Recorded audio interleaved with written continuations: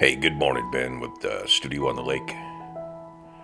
So I brought a couple projects down to Iowa to finish up the editing and do the recording on those. And one of them is a Christmas present for one of the dwarves. One of the dwarves is into magic, a 7-year-old, and they were looking for a wand. Had a couple plastic wands, so I thought I'd build one from scratch, and really had no plan, but it ended up with a dragon's eye in the loop on the end. It fits very comfortably in a big hand, so I don't know about a small hand.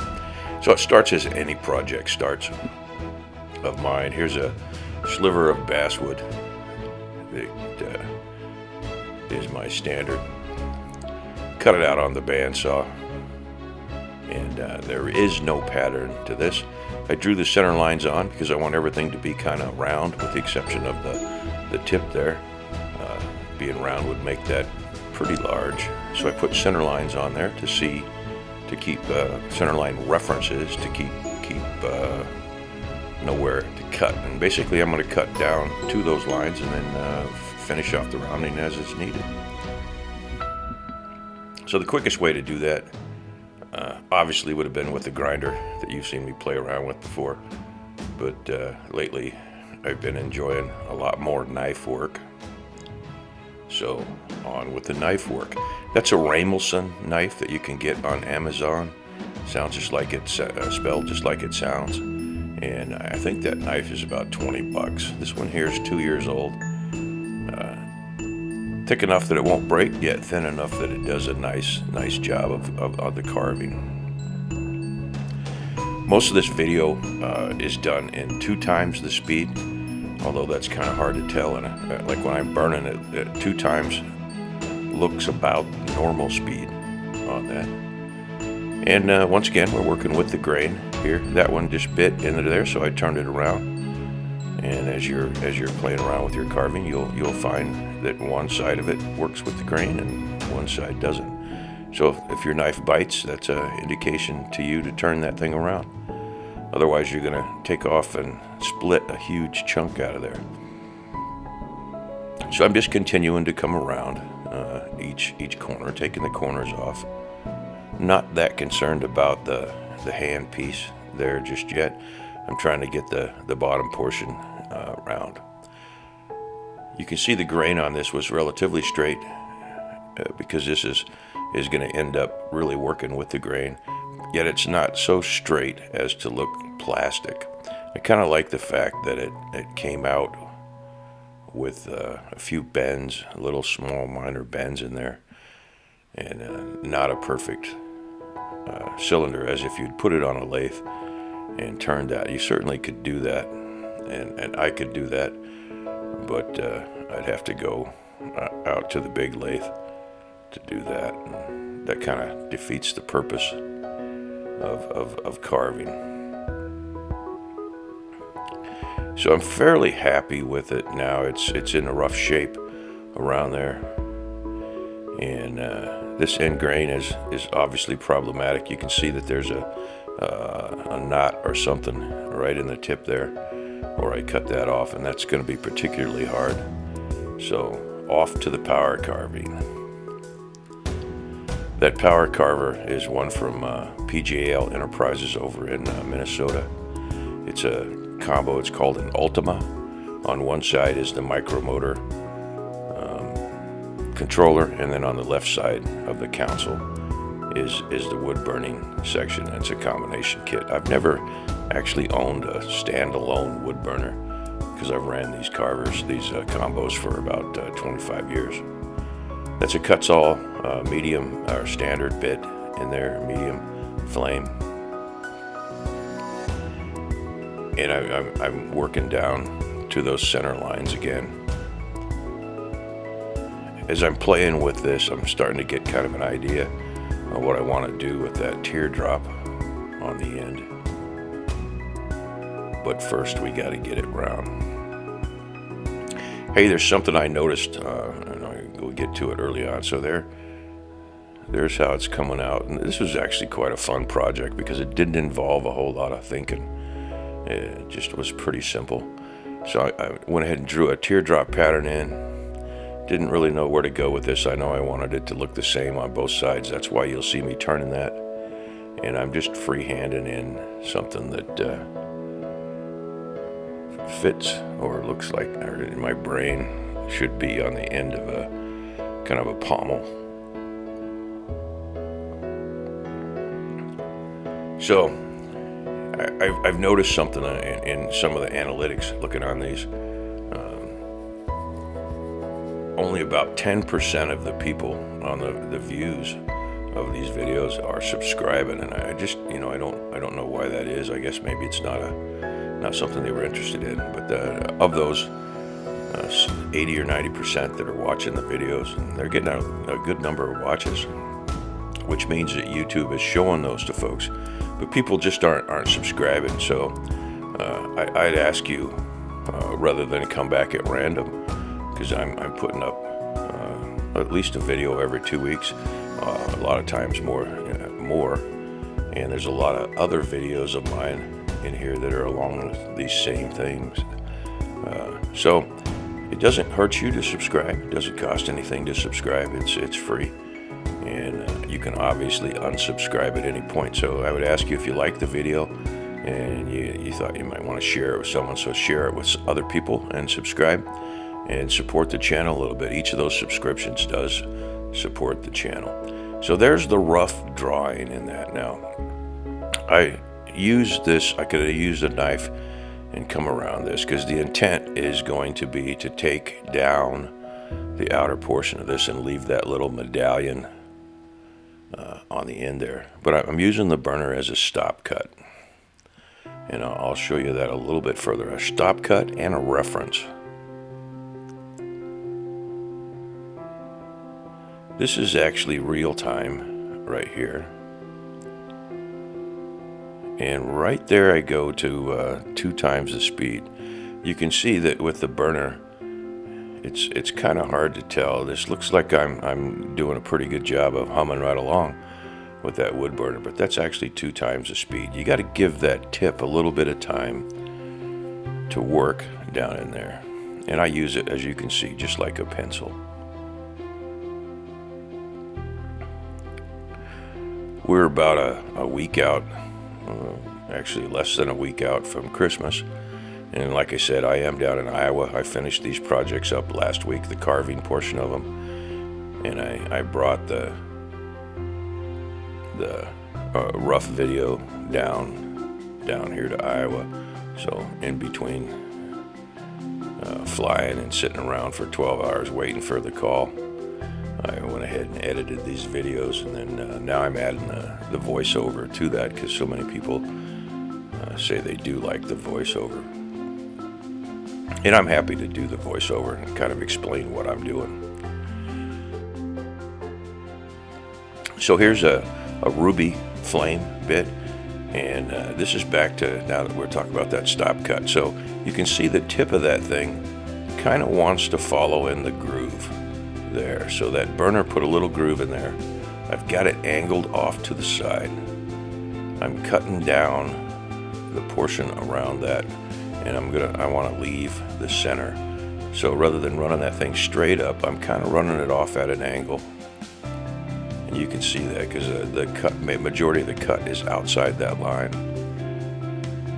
And then I'm going to come back and just feather that down in there, and I'll do the same thing up along the top of that medallion there. This really was a fun, mindless project.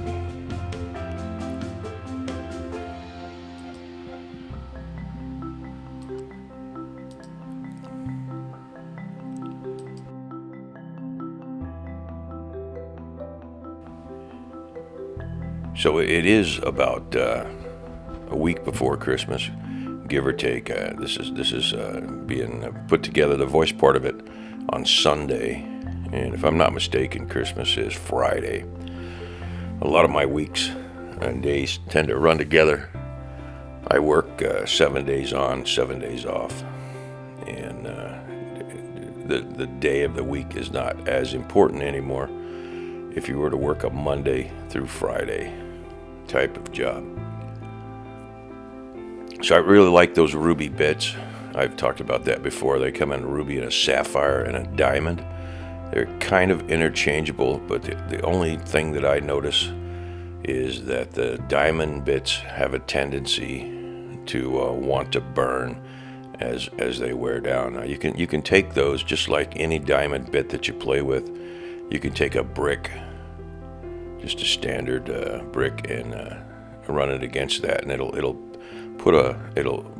expose a new surface of those finely ground diamonds.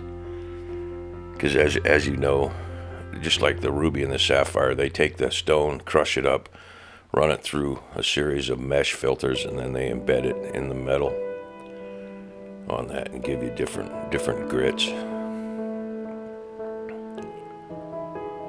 So now I'm rounding over the side. Now, I wasn't sure what I was going to do at this point. I just knew that something needed to go on that medallion that ended up in the center of that. And I knew that this needed to have some kind of a decoration around the edge of it. And you'll see that come about in just a second. If you haven't, go over and check out Jordy Johnson if you haven't come across his stuff yet. It's just awesome. Last week, Jordy sent me another box of cottonwood. We trade cottonwood bark. I send him basswood, and it's a good agreement other than postage between here and Canada is quite ridiculous. And I haven't posted anything lately to the Etsy store. We sold a bunch of stuff off there, and being busy and coming into that season near the end of the year, I haven't taken the time to put up any new items. So I've kind of got an idea what I want to do to this. I want it to be two-sided, so split it down the middle, mirror image. There's the reference line, and then I wanted it to be grooved up, and I don't even know what you would call this, kind of a herringbone to some degree coming around it. And you'll see that I'll come back on this and burn these in there, but first I wanted to get the reference lines in so I knew where I was going. One more time, outlining. I'm kind of, at this point, I'm undercutting that medallion to some degree. Now, if you were to do this with a knife or a V-gouge, you would do the exact same thing. You're trying to leave the flat plane up on the top there and not mess with that, and yet clean up and do a slight undercut so it stands out.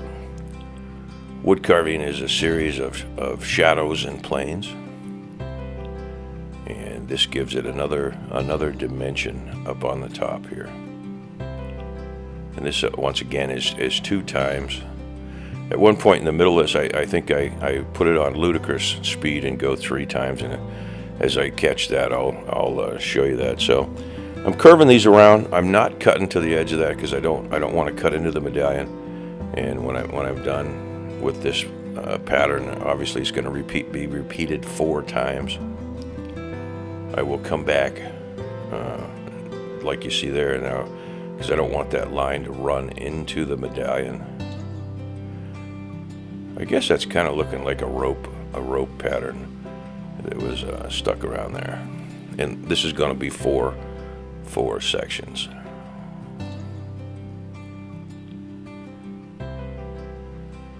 For those of you that are critics, you'll notice that I stopped following my line right there and kind of got a little wonky. But guess what? This is a carving, and I can fix that. The other side of that 4-way piece will just be a little bit fatter, and it won't be something that you'll notice. It won't read as a mistake. It'll just read as what this is, a freehand carving.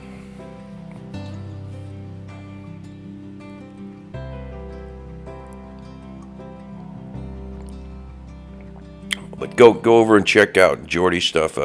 Just Carve Rob has been putting some Santas out. I think we're all about done with the Santa thing. I was going to do one more Santa, an Old World Santa, and I started it. And it really didn't take very long. And that's the second video that I brought down, and I haven't started the editing on that, but that turned out to be a wizard. Imagine that, a Santa turning into a wizard. So it was a small little character that started out as an old world Santa and turned into a wizard. And I gotta tell you, there's really not a whole lot of difference between an old world Santa and some of the wizard characters. They kind of do the same thing. The fat, jolly, cherubic Santa that we know in the United States here and grew up with, or I grew up with as a kid, he's an American invention, and they go by various different names around the world. So there's the initial set in there. Again, those are decorative to some degree, but I intend to use them as a stop cut and something in there. So back to that ruby bit. I don't want to carve too deep, but you'll notice that I'm setting that thing in the center line and then reliefing just one side of those little rope dealy bobbers. And this is 2 times the side, although the speed, although it does kind of this was relatively quick. I think the whole carve on this cane was about 2 hours, which is pretty good in the carving world. Most of those figurines and most of the stuff I do is around a 4 or 5 hour mark. And then I haven't done any really complicated stuff for quite a while. But when I get into the complicated stuff, a lot of that stuff will take 4 or 5 days of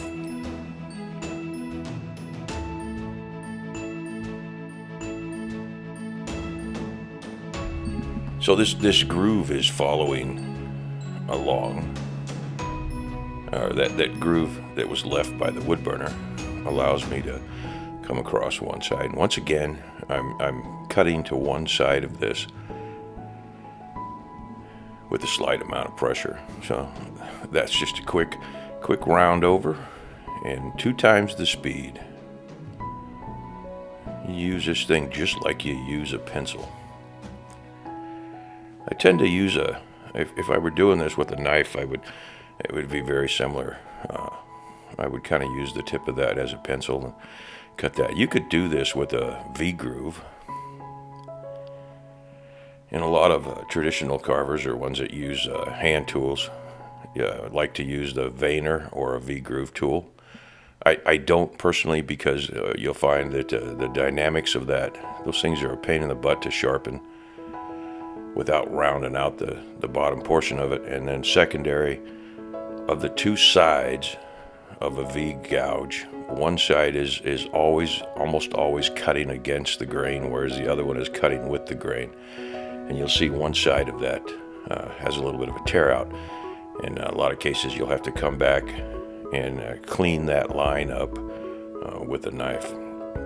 So there's a piece of sandpaper I use. I buy a roll of multi-grit, or a box with 4 or 5 rolls in there, somewhere around 220 is the typical that I use. I think it goes 120, 220, 3 something, and then a 400, and the 400 is kind of a polishing grit if you have ever played around. I suppose at some point I should clean the sensors on the camera so that thing picks up the focus a little bit quicker. The shop is well overdue degrunging. I don't know if that'll happen. I tend to prefer to carve as opposed to clean, but at some point you've got to break down. And once again, I'm coming back and setting those lines, and that does 2 things. One, it's visual with the burning, gives it something that I don't have to paint to some degree. And then I intend to come back and just finish this with a light shellac, and then rub most of that shellac off.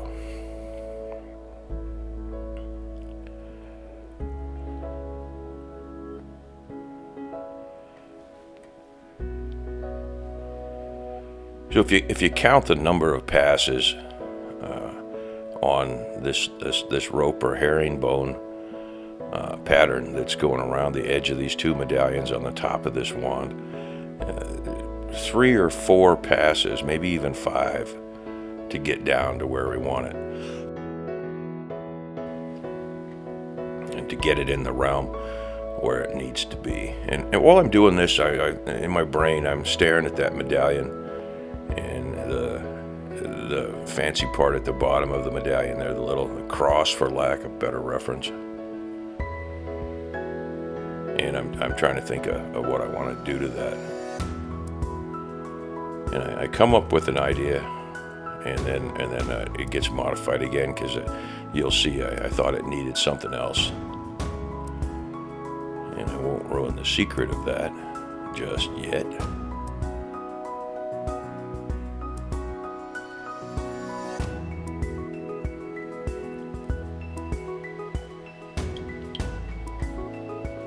You'll notice that the burners that I'm running are not. Some of the burners I see people using, they've got a big thick wire on there, and unless you take that wire and shape it a little bit, you end up with a pretty heavy burn line on there. This one's a spear point, and it does a finer line. And I've started using these simply because of the birds that I carve. And I don't film a lot of the birds, because they, number one, they take a long time to do, and they're very repetitive, and the burning can take up to 20 or 30 hours just to burn the feathers in. But that's really where I prefer to carve birds, and then occasionally a project like this. This was fun because it's mindless, serves absolutely no purpose, like a lot of this carving does, other than something just to relax and play around. It is fun as you're going along, wasting your time to see something develop out of this, and kind of see where it's going. And so many times you'll screw it up, but this one I'm quite pleased with where it's going. And as I look at this, I'm thinking, well, maybe the bottom portion of this needs something to help it out, and then we'll go back and put a teardrop in that medallion up on the top. You could go nuts with this, setting in different patterns and whatnot, and I was trying to keep it relatively simple. And at this point, I'm thinking that I'm just going to put a feather pattern burned fairly deep inside of this. So I'm just going to come from each side, kind of like a feather, but not necessarily the same. And you'll see that I burn this in there fairly deeply. And at this point, that would be the end result. That would be, in my brain, that's as far as I was going to go with the top of the medallion there. And then again, a surprise coming up. I decided that it needed a little something extra, an oompa in there.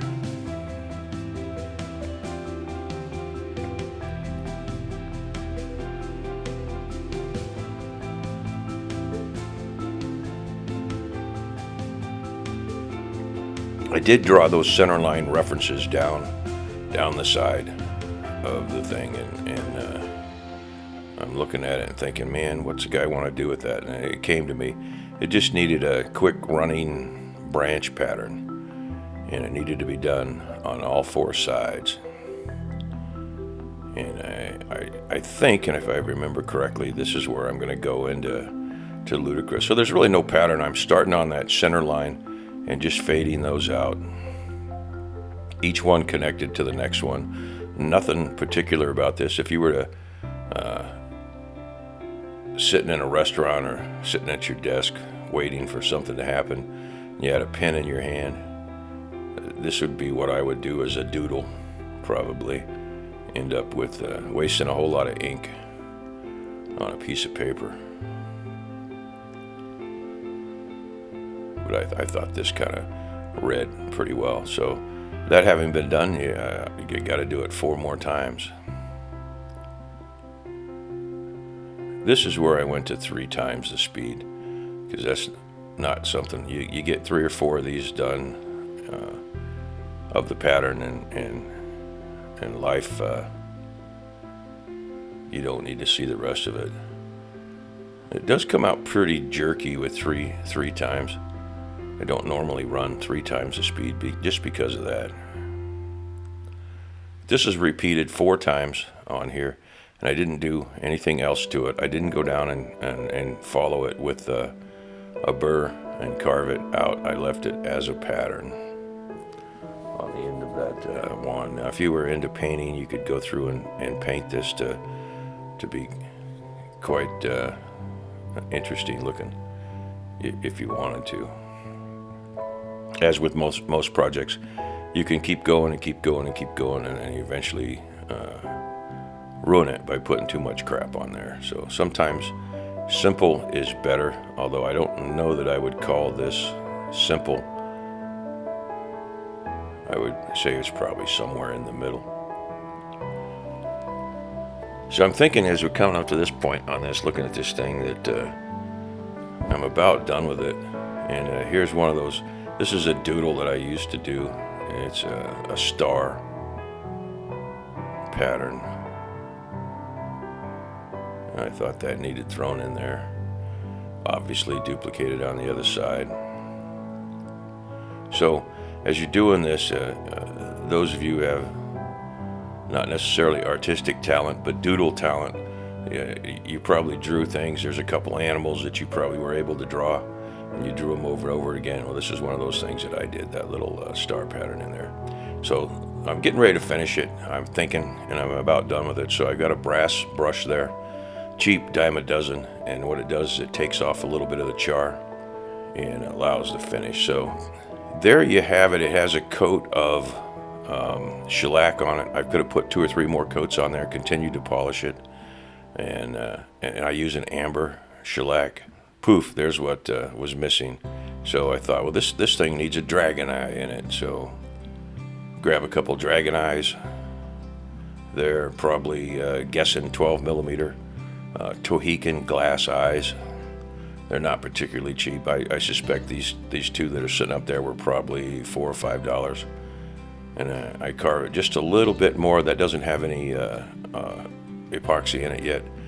That's quick wood, which I use quite a bit of. I use it for repairs, and primarily I use it to set eyes. I can cut a chunk of that stuff off, and then I knead it up and put it underneath the eye, and you'll see here in a second. And it really doesn't require a whole lot of kneading. You knead it until it looks one color, because it has the 2 parts already in there.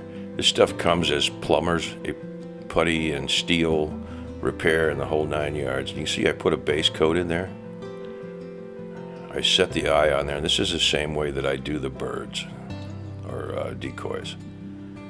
And then I take that knife that I made there and press it in a little bit, and that causes the putty to goop around the sides. And sometimes in a bird, that's where you would leave it. And there's a better example of that here in just a second, because rather than carve an eyelid or something around that eye, a membrane, you can clean it, put it in, set it, clean it all off, press it just a little bit more, and you get a real uniform ridge around that. Of course, you'll need to paint that, because that's got a different color. So here I am. I cleaned it all off, put one more. I'm pressing it down in there and rotating around, and you can see that little ridge of putty that's coming up around. That's what you could actually leave or shape into a feather shape if it was going back into a bird eye. In this case, I'm just going to take it off relatively flush, and then I'll come back with the wood burner and give it a little bit of a darker shade. So there's one. I won't pain you by showing you the other side. Putting that in. That one's not in there yet. And now we're coming down to the finale. So there's what we ended up with. a wizard's wand, aka Harry Potter and that sort of thing, and designed and set up for a kid. It's really lightweight. It's got a fairly good balance, although that's not how the project was set up. So as always, like, comment, subscribe, and check out the other folks. Hey, thanks a lot. This has been Ben with Studio on the Lake. Hope you enjoyed this one.